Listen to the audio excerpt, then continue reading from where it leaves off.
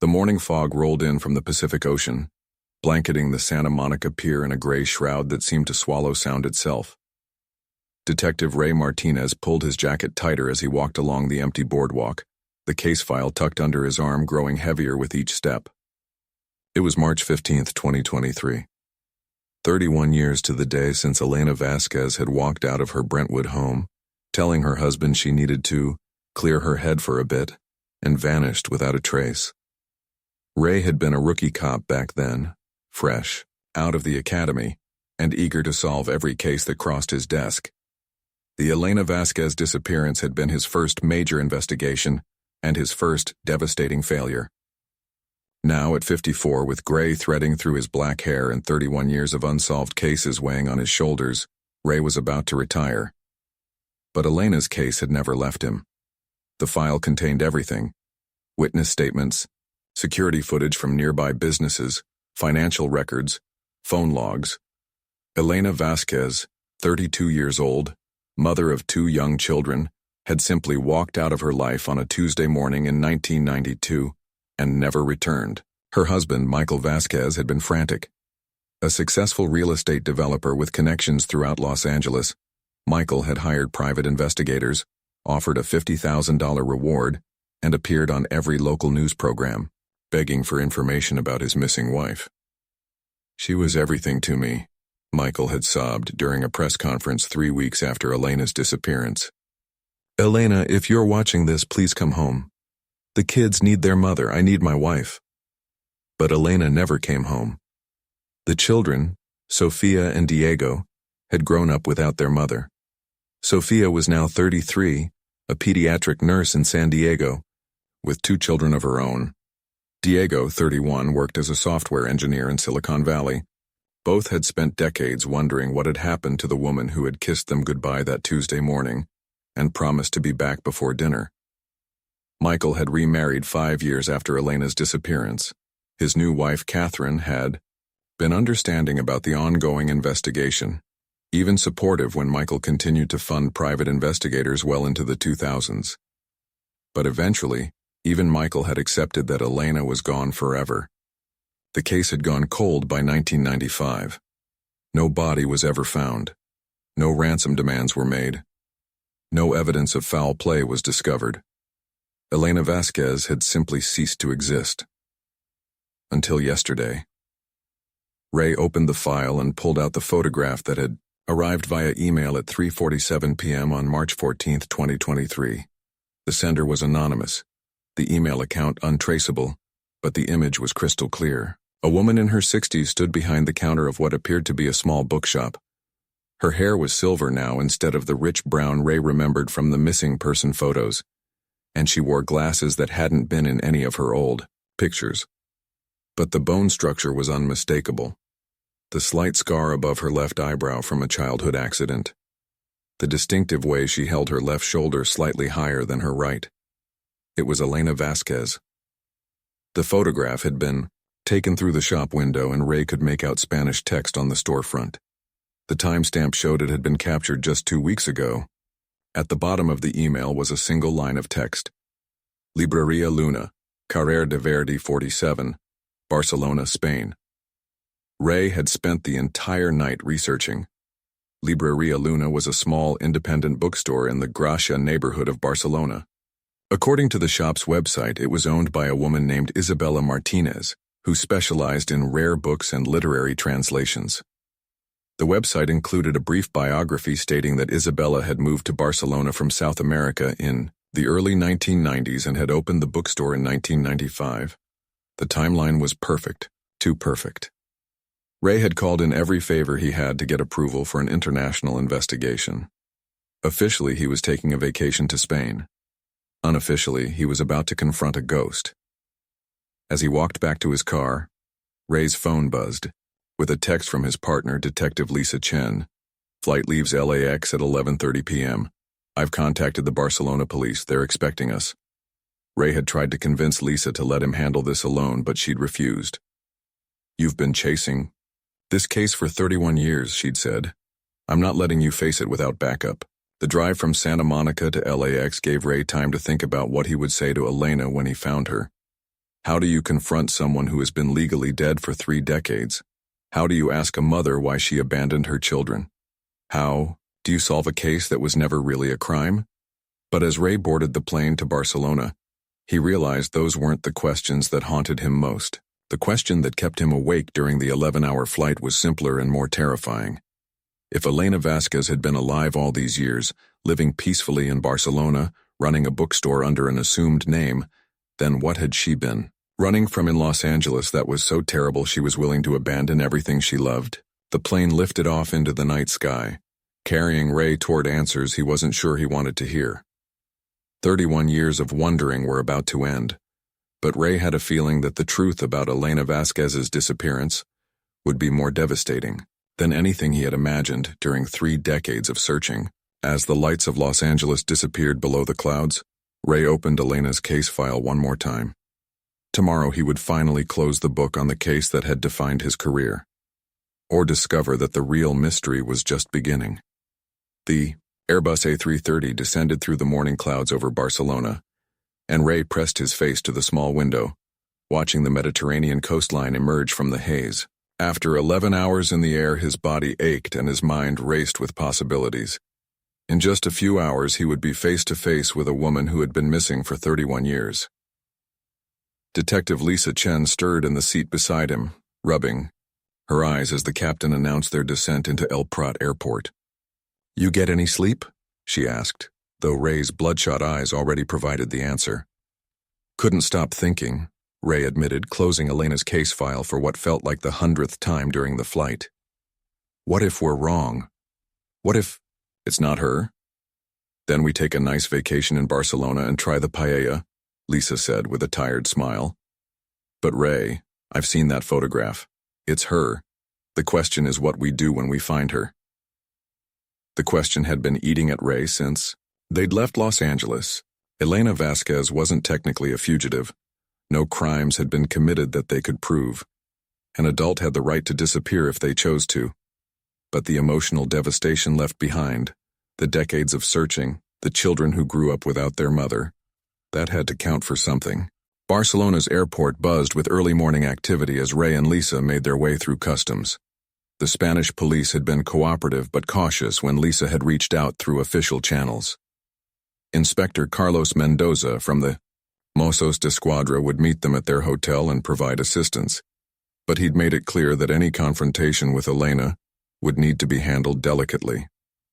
"She's been a model citizen here for 3 decades, Inspector Mendoza had explained during their phone conversation. "Isabella Martinez pays her taxes, contributes to the community, has no criminal record. If she doesn't want to speak with you, we can't force her." The taxi ride from the airport to their hotel in the Gothic Quarter gave Ray his first real look at Barcelona. The city was awakening under a brilliant blue sky, with locals heading to work and tourists already gathering around the famous landmarks. It was beautiful, vibrant, alive, the kind of place where someone could easily disappear into a new life.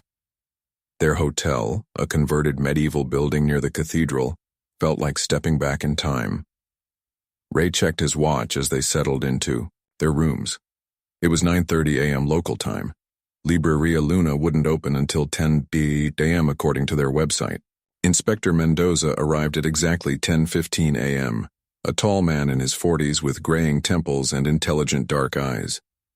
He spoke excellent English with only a slight accent, and Ray could tell immediately that he was the kind of cop who didn't miss details. "I've done some preliminary research on Isabella Martinez," Mendoza said as they sat in the hotel's small cafe. "She arrived in Barcelona in November 1992, with proper documentation showing she was a citizen of Argentina. She rented a small apartment in Gracia, worked various jobs for the first few years, then opened the bookstore in 1995. Ray felt his pulse quicken. November 1992 was 8 months after Elena's disappearance. What kind of documentation? Birth certificate, passport, the usual papers. All legitimate as far as we can tell, though. Mendoza paused, stirring his coffee thoughtfully. There are some inconsistencies. Small things that wouldn't normally raise flags, but given your investigation, they're worth noting. Such as, her Spanish is perfect, but it's not Argentinian Spanish. It's more like someone who learned the language as an adult, very carefully, and her knowledge of Argentine culture and history, when it comes up in conversation with neighbors, is textbook perfect. Too perfect, if you understand what I mean. Lisa leaned forward, like someone who studied it rather than lived it. Exactly. Also, she has no family connections in Argentina. No one has ever visited her from there. No phone calls, no letters in the early years before email became common. For someone who supposedly immigrated to start a new life, she seems remarkably disconnected from her homeland. Ray felt the familiar tingle of a case coming together. Has anyone ever questioned her about this? Why would they? She's been an exemplary resident. She speaks Catalan fluently now, participates in local cultural events, even serves on the neighborhood association. Isabella Martinez is exactly the kind of immigrant Barcelona welcomes. The three detectives finished their coffee and made their way through the narrow streets of the Gothic quarter toward the Gracia neighborhood. Ray's heart pounded harder with each step. After 31 years of wondering, he was about to get answers. Gracia was a bohemian area filled with small plazas, independent shops, and tree-lined streets. Carrer de Verdi was a quiet street lined with cafes, boutiques, and small businesses. Libreria Luna sat between a vintage clothing store and a cafe that smelled of fresh pastries and strong coffee. Ray stopped across the street from the bookstore, studying the woman visible through the large front window. She was arranging books on a display table, moving with the careful precision of someone who had performed the same routine thousands of times. Her silver hair was pulled back in a simple ponytail, and she wore a flowing blue dress that seemed both elegant and practical. It was definitely Elena Vasquez, 31 years older, with lines around her eyes and silver in her hair, but unmistakably the woman who had kissed her children goodbye on a Tuesday morning in 1992 and walked out of their lives forever. That's her, Ray whispered, his voice barely audible. Inspector Mendoza nodded grimly. So what's the plan? Ray watched Elena, Isabella, as she moved around her bookstore, completely unaware that her past had finally caught up with her. She looked peaceful, content even. This was clearly a woman who had built a good life for herself in Barcelona. But what about the life she had destroyed in Los Angeles? We go in, Ray said finally. We ask her why.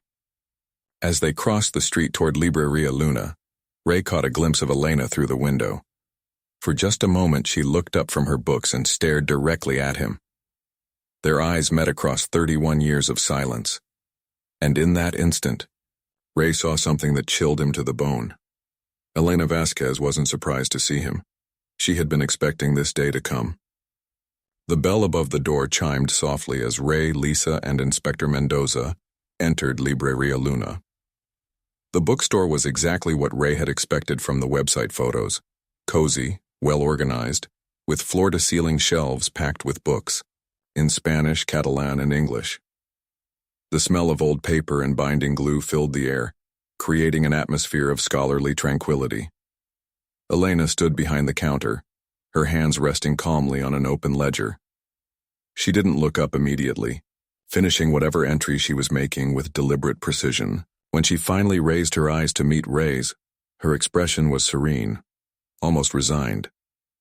Detective Martinez, she said in English, her voice carrying only the slightest trace of a Spanish accent. I wondered when you would find me. Ray felt his knees go weak.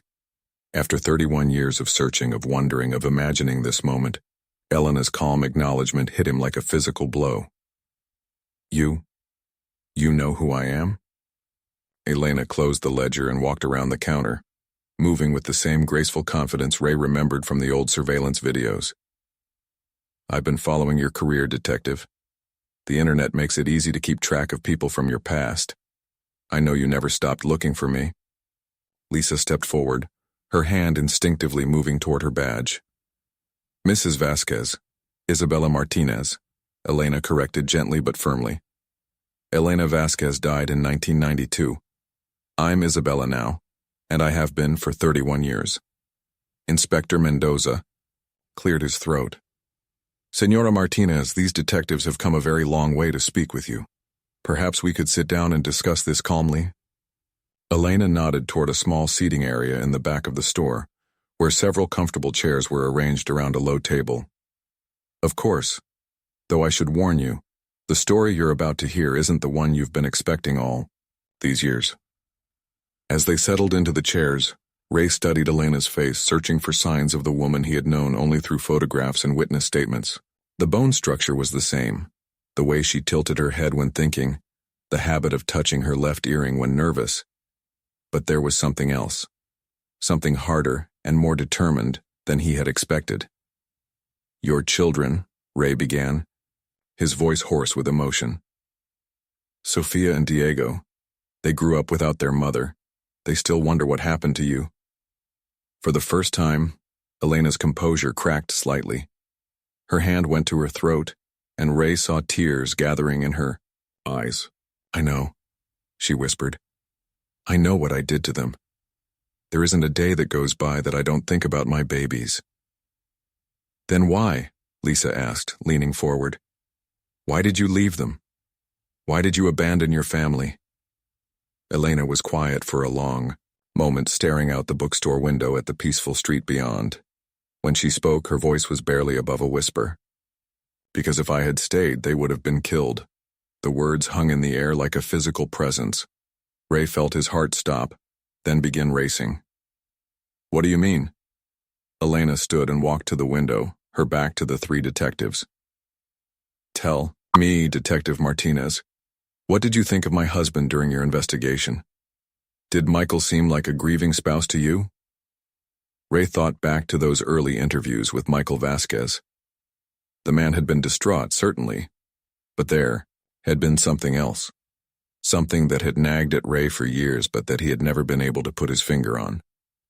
"He was cooperative," Ray said carefully. "Maybe a little too cooperative." "Michael Vasquez was a monster," Elena said, turning back to face them. "And I was the only thing standing between him and our children." Inspector Mendoza frowned. "Are you saying your husband was abusive?" "I'm saying my husband was a killer." The words hit the room like a thunderclap. Ray felt everything he thought he knew about the case shifting beneath his feet. "In 1992, Michael was involved with some very dangerous people," Elena continued, returning to her chair. "Real estate development in Los Angeles in the early 90s wasn't always a clean business. Michael had partnerships with men who didn't hesitate to eliminate problems." "What kind of problems?" Lisa asked. "Witnesses, competitors, wives who knew too much about their husbands' business dealings." Elena reached into her purse and pulled out a small key. "There's something I need to show you, but not here. My apartment is upstairs. What I'm about to share with you will explain everything, but it will also put you in danger just by knowing it." Ray exchanged glances with Lisa and Inspector Mendoza. After 31 years, they were finally getting answers, but the truth was more complex and dangerous than any of them had imagined. "What kind of danger?" Ray asked. "The kind that made me fake my own death and flee to another continent," Elena replied grimly. "The kind that means even now, 31 years later, I can never go home." Elena's apartment above the bookstore was a study in careful anonymity. The furniture was comfortable but unremarkable, the decorations pleasant but impersonal. It was the home of someone who had learned to live without leaving traces, without creating attachments that could be used against her. But in the bedroom, behind a false panel Elena revealed by pressing a specific sequence of points on the wall, was a different story entirely.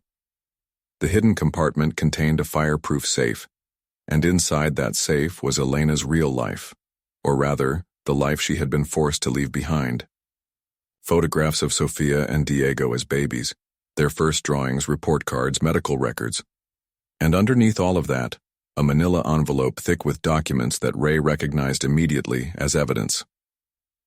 "I was an accountant before I married Michael," Elena explained as she spread the contents of the envelope across her dining table. "I handled the books for several of his early development projects. At first, everything seemed legitimate." Ray picked up a bank statement dated January 1991. The amounts were staggering, millions of dollars flowing through accounts he didn't recognize. "When did you realize something was wrong?" "When I started noticing the pattern. Money would come in from investors, but it wouldn't go toward construction costs. Instead, it would be transferred to offshore accounts, then laundered back through a series of shell companies. Lisa studied a photograph of what appeared to be a construction site. He was running a Ponzi scheme? Worse than that. The construction projects were real, but they were being built on land that Michael didn't legally own. He was working with a group of men who would identify properties with unclear ownership, usually belonging to elderly people or recent immigrants who didn't understand the legal system. They would forge documents, bribe officials, and when the rightful owners tried to fight back, Elena pulled out a newspaper clipping from the Los Angeles Times dated March 3, 1992. The headline read, "Family of 4 found dead in apparent murder-suicide." The Hernandez family, Elena said quietly. They owned a small apartment building in East LA that Michael wanted for one of his developments. When they refused to sell, when they started asking questions about the forged documents, Ray felt sick as he read the article. According to the police report, Roberto Hernandez had apparently killed his wife and 2 children before turning the gun on himself. The family had been facing financial difficulties and legal troubles related to their property. This wasn't a murder-suicide, Ray said, looking up at Elena. Michael's partners made it look like one. They were very good at making problems disappear, and by March of 1992, I had become a very big problem. Inspector Mendoza was examining a series of photographs that appeared to show Michael Vasquez meeting with men Ray didn't recognize. "How did you get these?" "I started documenting everything once I realized what was happening. I knew I would need proof if I ever wanted to stop them, but I also knew that if Michael discovered what I was doing." Elena pulled out the final item from the envelope, a cassette tape in a clear plastic case. "This is a recording of a conversation between Michael and his partner, Vincent Torino. It was made on March 10, 1992, 5 days before I disappeared." Ray's hands shook as he took the tape. Vincent Torino was a name he recognized from organized crime investigations in the 1990s. The man had been suspected of multiple murders, but had never been successfully prosecuted. "Do you have a way to play this?" Lisa asked. Elena nodded toward an old cassette player on her bookshelf. As she inserted the tape and pressed play, the room filled with the sound of 2 men's voices, slightly distorted but clearly audible. "Problem with Elena," Michael's voice said. "She's been asking too many questions about the Hernandez situation." "How much does she know?" The second voice was rougher, with a slight Italian accent that Ray assumed belonged to Torino. "Too much. She's been going through the books, taking photographs. I think she's planning to go to the police. Then we handle it the same way we handled the Hernandez family. Make it look like an accident. Grieving mother, postpartum depression, tragic suicide. She's not postpartum, Vince. Sophia is 2 years old. Then we make it look like something else. Car accident, home invasion, whatever. The point is, Elena becomes a problem that goes away permanently." There was a pause, then Michael's voice, again quieter now. "What about the kids?" "What about them? You're their father, you'll raise them, and in a few years when the heat dies down you'll remarry. Maybe someone who doesn't ask so many questions." The tape continued for several more minutes, with the 2 men discussing logistics and timing. Ray felt his stomach turn as he listened to Michael Vasquez, the grieving husband who had begged for his wife's return on television, calmly planning her murder. When the tape ended, the apartment was silent except for the sound of traffic from the street below. "I made this recording on a Tuesday night," Elena said finally. "They were planning to kill me that Friday. I had 3 days to disappear forever." "Why? Didn't you go to the police?" Lisa asked. Elena laughed bitterly. "With what? A tape recording that could have been faked? Some financial documents that a good lawyer could explain away? And meanwhile, Michael had connections throughout the LAPD. Half the cops in the department owed him favors from his charity work." Ray thought about the investigation, about how cooperative Michael had been, about how quickly certain leads had been dropped or deemed unimportant. Had Michael been manipulating the investigation from the inside?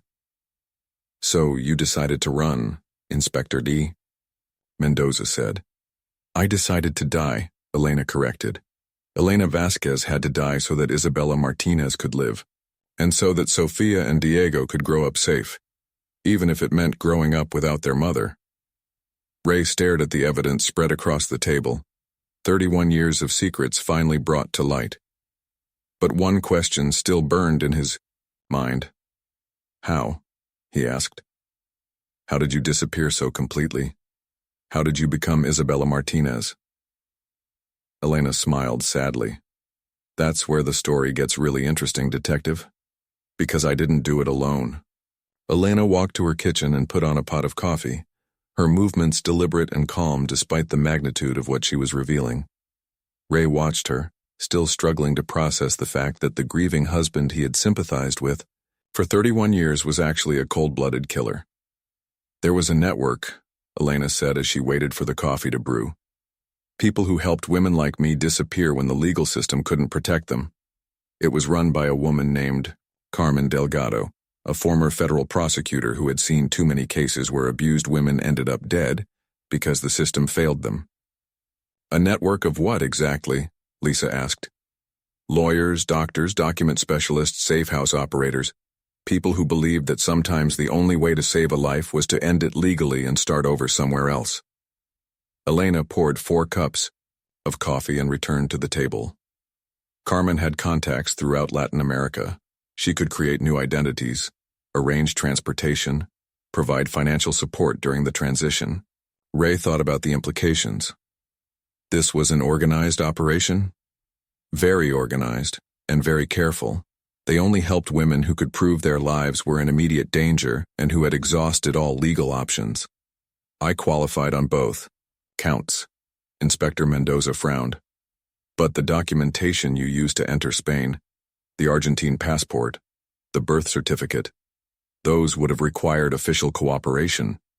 Carmen had a contact in the Argentine government, a woman whose sister had been murdered by her husband after the courts refused to issue a restraining order. She was willing to help other women avoid the same fate. Elena pulled out a small photograph from her wallet, a picture of herself with a dark-haired woman in what appeared to be a government office. Maria Santos.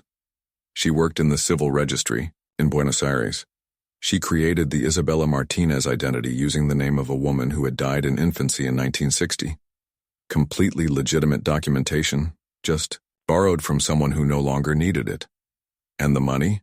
Ray asked. Starting over in a foreign country couldn't have been cheap. I had been secretly transferring small amounts from Michael's accounts for months before I disappeared. Nothing large enough to trigger attention, but enough to give Isabella Martinez a foundation to build on. I also sold some jewelry and other personal items through intermediaries. Lisa was taking notes, her detective's mind working through the logistics. What about the actual disappearance? How did you get out of Los Angeles without being seen? Elena's expression grew darker. That part was unpleasant. Carmen's people staged a scene at Santa Monica Pier. They made it look like I had gone there to think, maybe to consider suicide. My car was found in the parking lot with my purse inside, my shoes on the beach nearby. Ray remembered the scene. He had been one of the first officers to respond when Elena's car was discovered. The implication had been clear. A distraught woman had walked into the ocean and been swept away by the current. The Coast Guard had searched for days but never found a body. While the police were searching the beach, I was already on a bus to San Diego, Elena continued. From there, I flew to Mexico City using temporary documents Carmen's people had provided. I spent 6 months in a safe house there, learning Spanish, studying Argentine culture, preparing to become Isabella Martinez. And then you came to Barcelona? November 1992. I chose Spain because it was far enough from Los Angeles to be safe, but European enough that an Argentine immigrant wouldn't seem out of place. I spent the first few years working in restaurants and hotels, saving money and perfecting my new identity.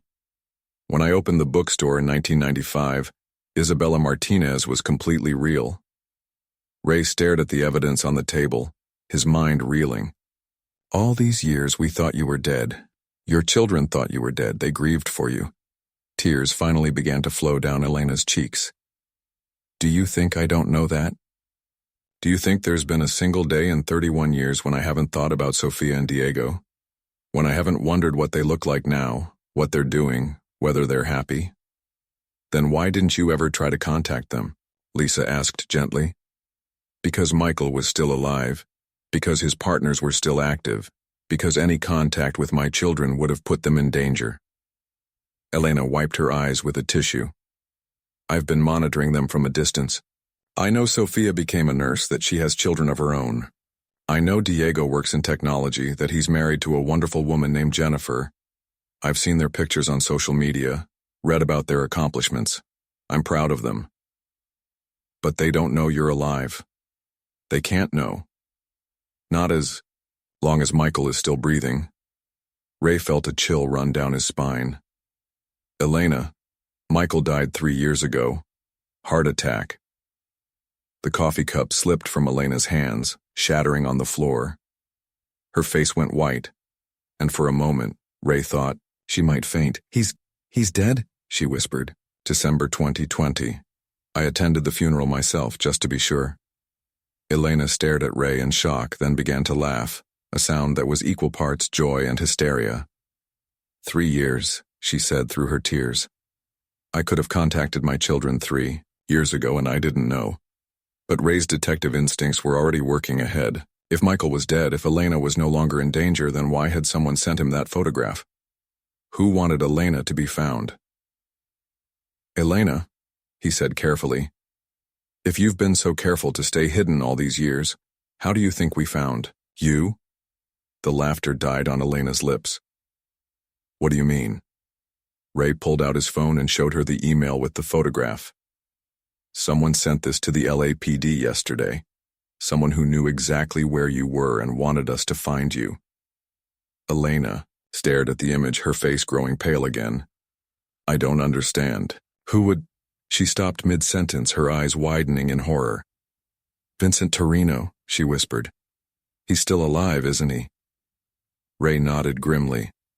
Very much alive.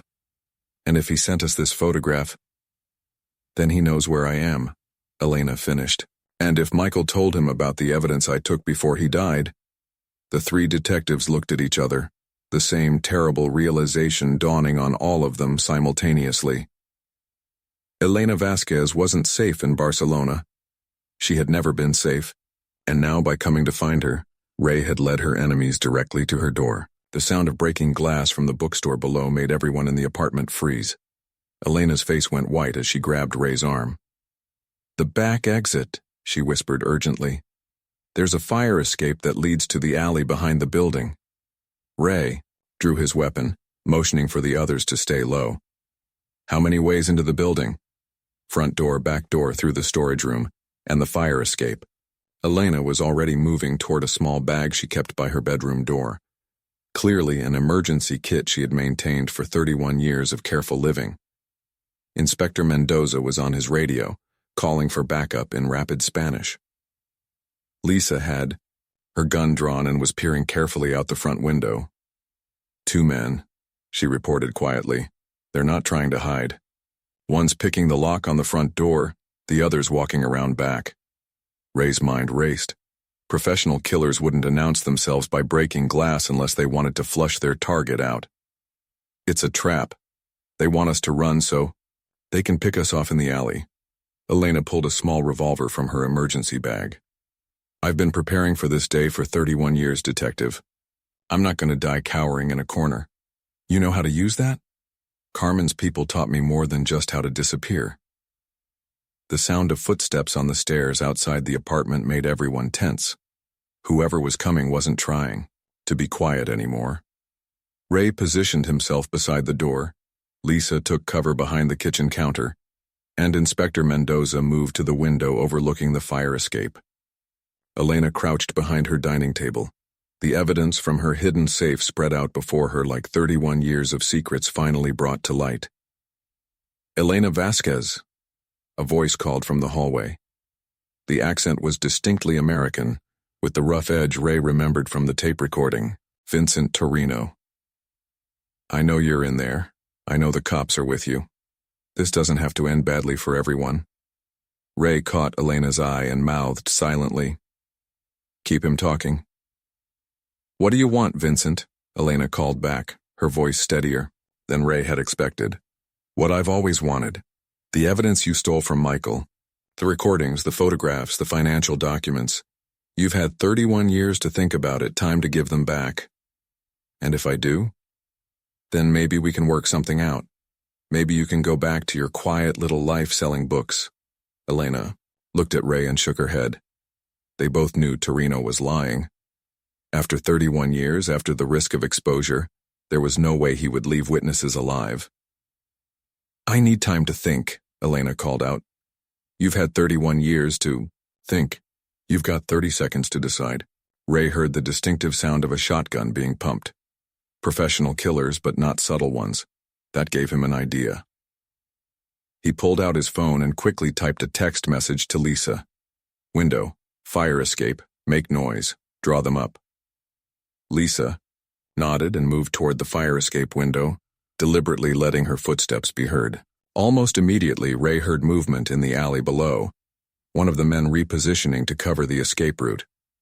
"Time's up, Elena," Torino called. The apartment door exploded inward in a shower of splinters.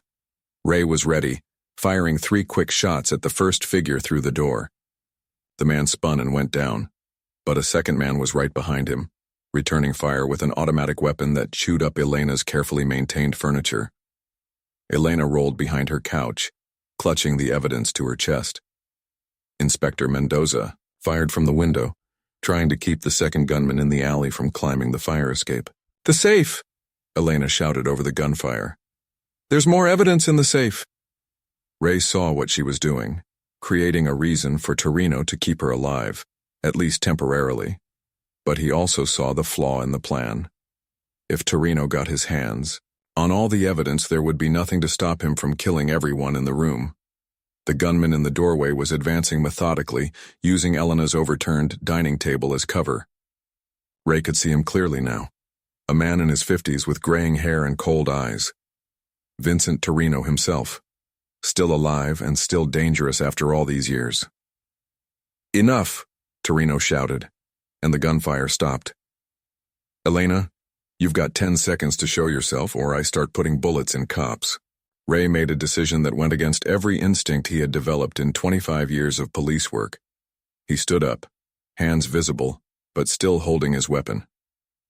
"Vincent Torino," he said calmly. "LAPD Detective Ray Martinez. You're under arrest for conspiracy to commit murder, racketeering, and about a dozen other charges we can discuss downtown." Torino laughed, a sound like gravel in a cement mixer. "You think this is some kind of movie, detective? You think you're going to read me my rights and walk me out in handcuffs? I think you're a 70-year-old man who's been running from the law for 31 years and you're tired," Ray replied. "I think you made a mistake coming here personally instead of sending someone younger and smarter. The only mistake I made was letting Elena live this long. Actually, your mistake was sending me that photograph. See, when you tipped us off about Elena's location, you also gave us probable cause to investigate. And when we investigate, we find things. Like the fact that you've been using the same offshore accounts for 3 decades. Like the fact that your fingerprints are all over Michael Vasquez's financial records." Ray was bluffing, but he could see uncertainty creeping into Torino's eyes. "You're lying." "Am I? Check your phone, Vincent. I bet you've got some interesting messages from your lawyers right about now." Torino's hand moved instinctively toward his pocket, and in that moment of distraction, Elena acted. She rolled out from behind the couch and fired her small revolver twice, catching Torino in the shoulder and spinning him around. Ray was moving before Torino hit the ground, kicking the man's weapon away and putting him in handcuffs. Inspector Mendoza's voice could be heard from the fire escape, shouting orders in Spanish as backup units surrounded the building. Elena sat on her ruined couch, still holding the smoking revolver, staring at the man who had terrorized her for 31 years. "Is it over?" she asked quietly. Ray looked down at Vincent Torino, bleeding and cursing on Elena's apartment floor. "It's over." But even as he said the words, Ray knew that the hardest part was just beginning. Elena Vasquez was alive, but Isabella Martinez would have to die. And after 31 years of hiding, Elena would have to face the children she had abandoned to save their lives. The Barcelona police station buzzed with activity as news of Vincent Torino's arrest spread through international law enforcement channels. Ray sat in Inspector Mendoza's office, watching through the window as Elena gave her statement to a team of Spanish detectives. She looked exhausted but relieved, as if a weight she had carried for 3 decades was finally being lifted from her shoulders.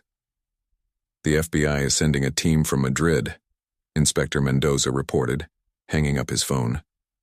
"Torino has been on their most wanted list since 1995. They're very interested in what Senora Martinez has to tell them." Ray nodded, but his mind was elsewhere. In a few hours, he would have to make the most difficult phone call of his career. Sofia and Diego Vasquez, now Sofia Chen and Diego Vasquez Morrison, were about to learn that their mother was alive. "Detective Martinez." Elena appeared in the doorway, flanked by 2 Spanish officers. "Could I speak with you privately?" Inspector Mendoza gestured to a small conference room down the hall. Ray and Elena sat across from each other at a simple wooden table, the weight of 31 years between them. "I need to ask you something," Elena said, her voice barely above a whisper. "My children, what are they like?" Ray had been dreading this question, but he had also been preparing for it. He pulled out his phone and scrolled to a photo he had taken at Sofia's wedding 3 years earlier, a picture he had snapped from across the street, unable to resist checking on the family that had haunted his career. "Sofia is a pediatric nurse at Children's Hospital Los Angeles," he said, showing Elena the photo. "She married a doctor named James Chen in 2019. They have a 2-year-old daughter named Emma." Elena's hand trembled as she took the phone, staring at the image of her daughter in a white wedding dress. "She's beautiful," she whispered. "She looks like my mother. She does charity work with missing children's families. I think losing you shaped her desire to help others."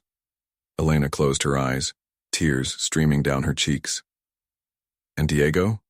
Ray scrolled to another photo, this one from Diego's company website. "He's a software engineer. He started his own cybersecurity firm 5 years ago. He's married to Jennifer Morrison, and they're expecting their first child next month." "A grandchild," Elena breathed. "I'm going to be a grandmother, and I almost missed it entirely." "Elena, there's something else you need to know. Both Sofia and Diego have been active in missing persons advocacy. They've never stopped looking for you. Every year on the anniversary of your disappearance, they hold a vigil and ask anyone with information to come forward." Elena looked up at Ray, her eyes wide with shock. They still remember me?" "They never forgot you." Sofia named her daughter Emma Elena Chen. Diego's middle name is Raymond, after me, because I promised him I would never stop looking for his mother. The words hit Elena like a physical blow. She doubled over, sobbing with a grief that had been held in check for 31 years. "I need to see them," she said when she could finally speak. "I need to explain. I need them to understand why I left." Ray reached across the table and took her hand. "Elena, I need you to understand something. Sofia and Diego are adults now. They have their own lives, their own families. Learning that you're alive is going to turn their world upside down. Are you saying I shouldn't contact them? I'm saying you need to be prepared for any reaction, anger, confusion, rejection. They've spent 31 years believing you were dead. Some part of them may wish you had stayed that way." Elena pulled her hand away, her expression hardening. "They're my children, Detective. I gave up everything to keep them safe. I think I've earned the right to explain myself." Ray could see the determination in her eyes, the same strength that had allowed her to disappear completely and build a new life in a foreign country. But he could also see the fear. "There's something else," he said gently. "The media is going to find out about this. The story of a woman who faked her death to escape her murderous husband and was found 31 years later. This is going to be international news." Elena's face went pale. "I hadn't thought about that.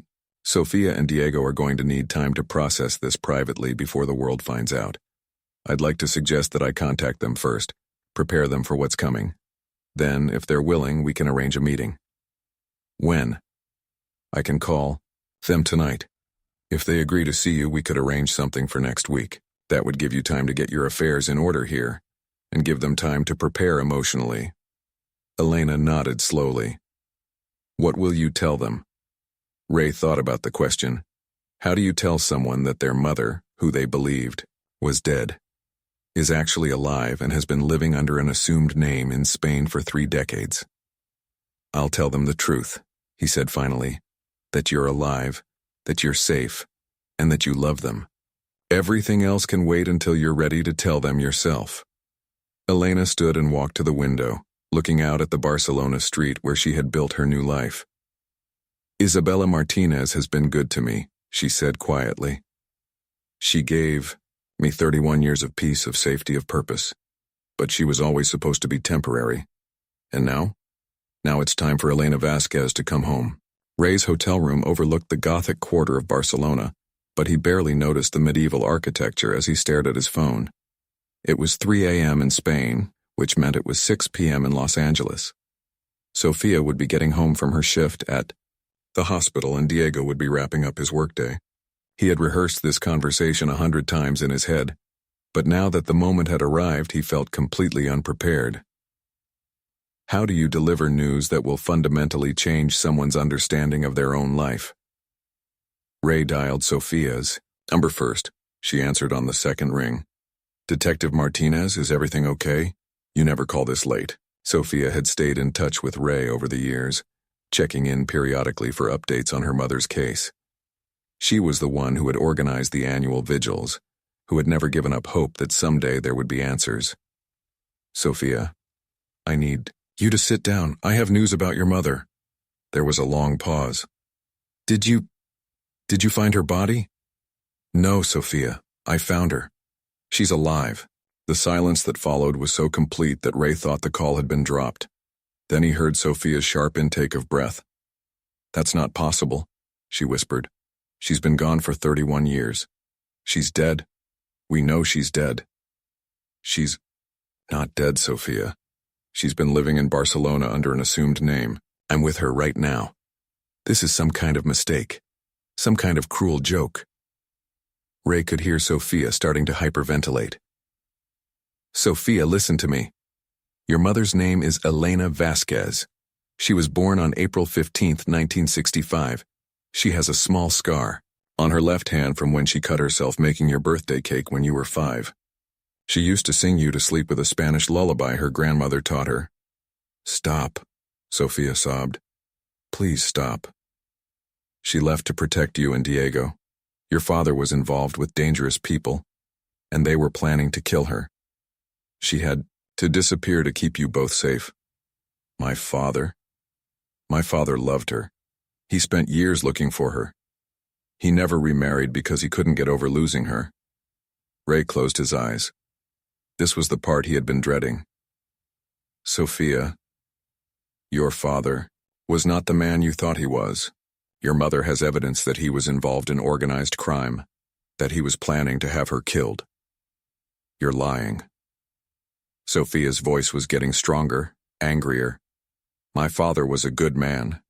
He raised us alone after she abandoned us. He never said a bad word about her even after she left us. She didn't abandon you. She saved you. Where is she? Sofia demanded. If she's really alive, if she really had a good reason for leaving, where has she been for 31 years? Why didn't she ever contact us? Why didn't she come back after my father died? She didn't know he was dead until today. She's been hiding, Sofia. She's been protecting herself and protecting you by staying away. Ray could hear Sofia crying, could hear her husband James in the background asking what was wrong. I need to call Diego, Sofia said finally. I need to. I can't process this alone. Would you like me to call him? Or would you prefer to tell him yourself? You call him. I don't think I can say the words. Ray hung up and immediately dialed Diego's number. Unlike his sister, Diego answered with suspicion in his voice. Detective Martinez, let me guess. Another false lead about my mother? Over the years, Diego had become more cynical about the investigation. He had stopped attending the vigils, stopped believing that answers would ever come. Diego, your mother is alive. Bullshit. I'm in Barcelona. I'm looking at her right now. There was a long pause. Prove it.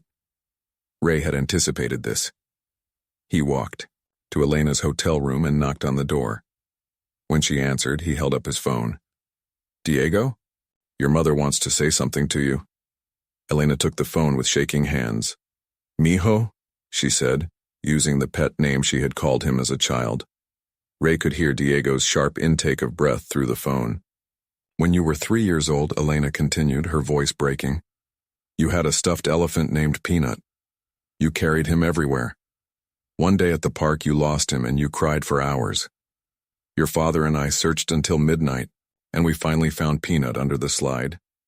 You hugged him so tight I thought you might suffocate him. Mom? Diego's voice was barely a whisper. Yes, baby. It's me. Where have you been? The question came out as an anguished cry. Where the hell have you been? Elena closed her eyes. I've been hiding, Diego. I've been staying away to keep you and Sophia safe. Safe from what? From your father. The line went quiet for so long that Ray thought Diego had hung up. Finally, his voice came back cold and hard. My father is dead. He's been dead for 3 years. If you were hiding from him, why didn't you come back then? I didn't know he was dead until today. You didn't know. You didn't know. Mom, it was in the newspapers. It was online. How could you not know? Elena looked at Ray, helplessly. How could, she explained, 31 years of careful isolation, of deliberately cutting herself off from any news that might lead her back to her old life. I couldn't risk looking, she said finally. Any contact with my old life, any search for information about you and Sophia, could have led them to me. And if they found me, they would have found you. They? Who is they? What are you talking about? Ray took the phone back. Diego, your mother has evidence that your father was involved with organized crime. She has recordings, documents, proof that he was planning to have her killed. That's impossible. My father loved her. He grieved for her every day until he died. Your father was a very good actor. I don't believe you. I don't believe any of this. Diego, I need you to listen to me. Your mother wants to see you and Sophia. She wants to explain everything, to show you the evidence, to try to make you understand why she did what she did. 31 years, Diego said, his voice hollow. 31 years of thinking she was dead. 31 years of wondering what we did wrong, why she left us.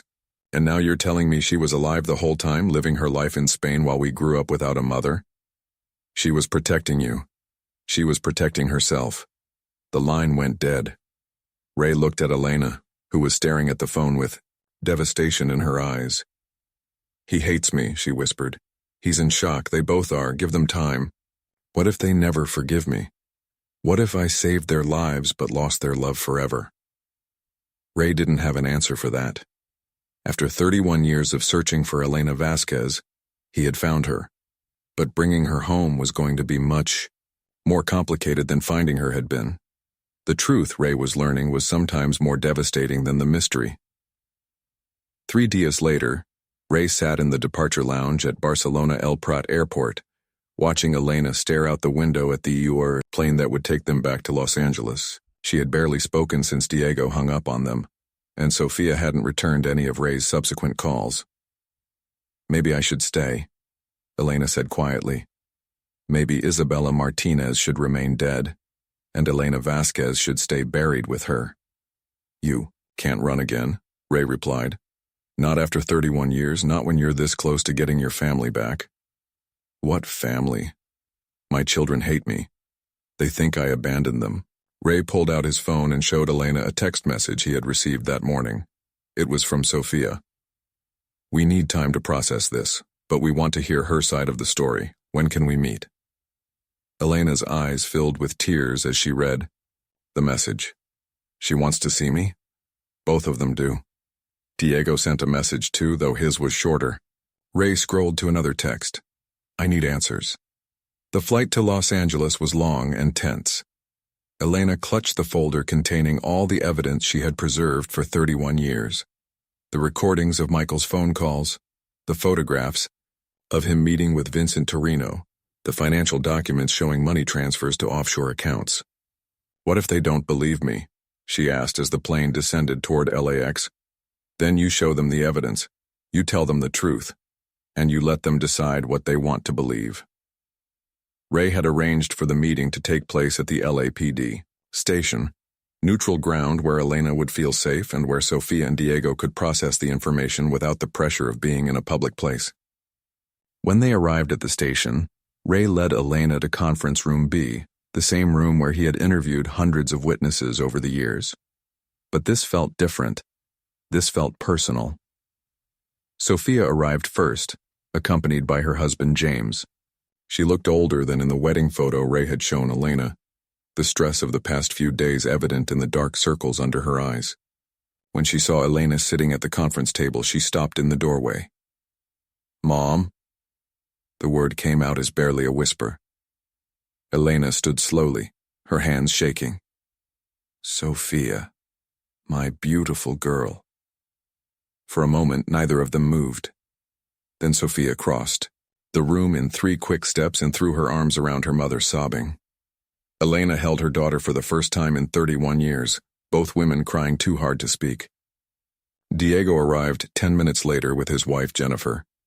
His reaction was more controlled, more guarded.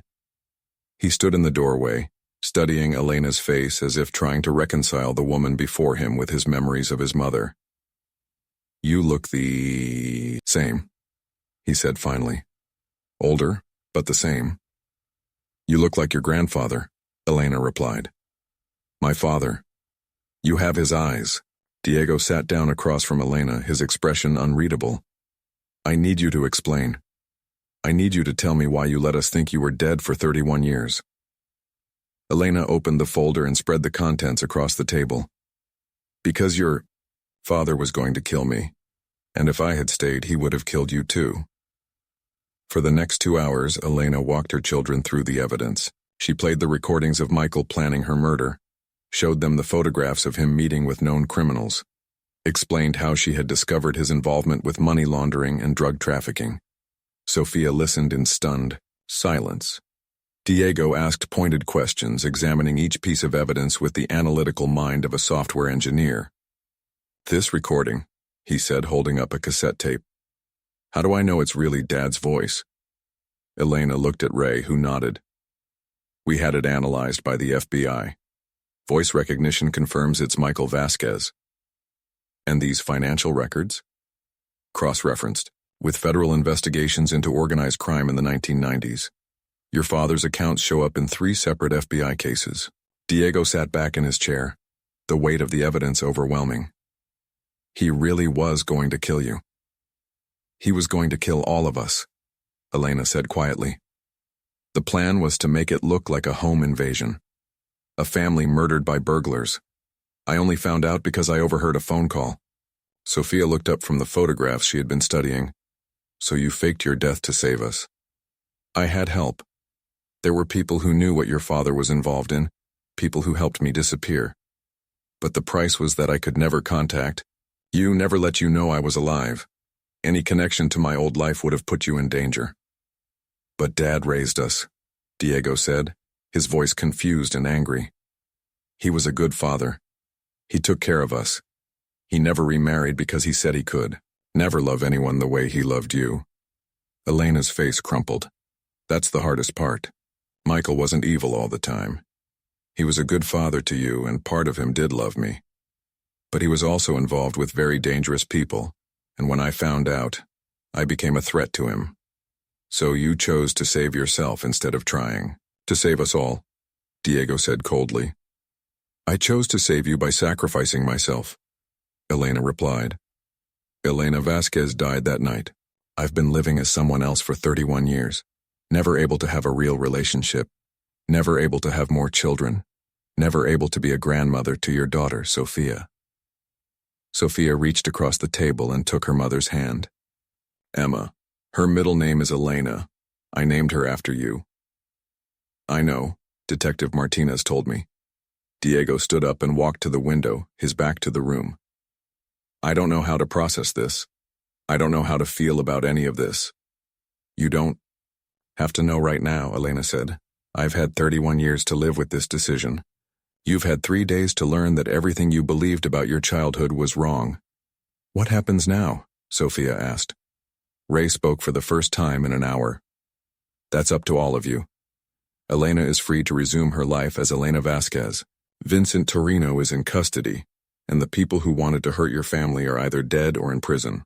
There's no reason for her to hide anymore. But there's also no reason for us to pretend we're a family again, Diego said without turning around. Elena flinched as if she had been slapped. I understand if you can't forgive me. I understand if you don't want me in your lives. But I need you to know that not a day has passed in 31 years that I haven't thought about you, that I haven't wondered what kind of people you were becoming, that I haven't regretted the choice I had to make. Sophia squeezed her mother's hand. I want to try. I want to get to know you again. It's going to take time and it's going to be hard, but I want to try. Diego finally turned around. I need time. I need to think about all of this. I need to figure out how to tell my wife that my dead mother is actually alive and has been living in Spain for 3 decades. Take all the time you need, Elena said. I've waited 31 years. I can wait a little longer. 6 months later, Ray received a wedding invitation in the mail. It was elegant cream-colored cardstock with gold lettering. Sophia Elena Chen and James Michael Chen request the honor of your presence at the renewal of their wedding vows and celebration of new beginnings and the blessing of family reunited. At the bottom in handwriting he recognized as Sophia's was a note. Thank you for bringing our mother home. Helena will be walking me down the aisle. Ray smiled as he set the invitation on his kitchen table. It had been a long 6 months for the Vasquez family. Elena had moved back to Los Angeles and was slowly rebuilding relationships with her children. Sophia had embraced her mother's return with characteristic warmth, introducing Elena to her granddaughter Emma and including her in family dinners and holidays. Diego had been more resistant. It had taken 3 months of family therapy sessions before he was willing to have a conversation with Elena that lasted longer than 10 minutes. But gradually he had begun to accept that his mother's choice, however painful, had been made out of love rather than selfishness. The media attention had been intense but brief. The story of the woman who faked her death to escape her criminal husband had made international headlines for a week before being replaced by newer scandals. Elena had given one interview to a local news station, explaining her decision and asking for privacy as she reconnected with her family. Ray had testified at Vincent Torino's trial, watching as the old man was sentenced to life in prison for conspiracy to commit murder, racketeering, and a dozen other charges. The evidence Elena had preserved for 31 years had been crucial in securing the conviction. But the real victory wasn't in the courtroom. It was in the small moments Ray had witnessed over the past 6 months. Elena teaching her granddaughter to speak Spanish, Diego showing his mother how to use a smartphone, Sophia and Elena cooking together in the kitchen while sharing stories about the years they had lost. The family was healing, slowly and carefully, but they were healing. Ray's phone rang, interrupting his thoughts. It was Elena. Detective Martinez? I wanted to call and thank you again for everything. How are you doing, Elena? I'm good. Really good. Diego and Jennifer asked me to babysit next weekend when the baby is born. And Sophia wants me to help plan Emma's 3rd birthday party. Ray could hear the joy in her voice, the sound of a woman who was finally able to be a mother and grandmother again. I'm happy for you. There's something else, Elena said. I've been thinking about what you said, about other families who are still searching for answers. I want to help. What do you mean? I want to work with missing persons cases. I want to help other people who are lost find their way home. I know what it's like to disappear, and I know what it's like to be found. Maybe I can use that experience to help others. Ray thought about the stack of unsolved cases on his desk, the families who called him every week asking for updates, the people who had been missing for years with no trace. I think that's a wonderful idea, he said. Would you be willing to work with me? To teach me how to be an investigator? Ray smiled. After 31 years of searching for Elena Vasquez, the idea of working with her to find other missing people felt like the perfect ending to their story. "I'd be honored to work with you, Elena." As he hung up the phone, Ray looked out his window at the Los Angeles skyline. Somewhere in this city, there were other families waiting for answers, other people who had disappeared and were hoping to be found. Tomorrow he and Elena would start looking for them. Because everyone deserves to come home. And sometimes the people who have been lost the longest are the ones who know best how to find others. Elena Vasquez had spent 31 years learning how to disappear. Now she would spend the rest of her life learning how to bring people home. The case was closed, but the work was just beginning. Note: this story is entirely fictional. Any resemblance to real people, places, or events is purely coincidental.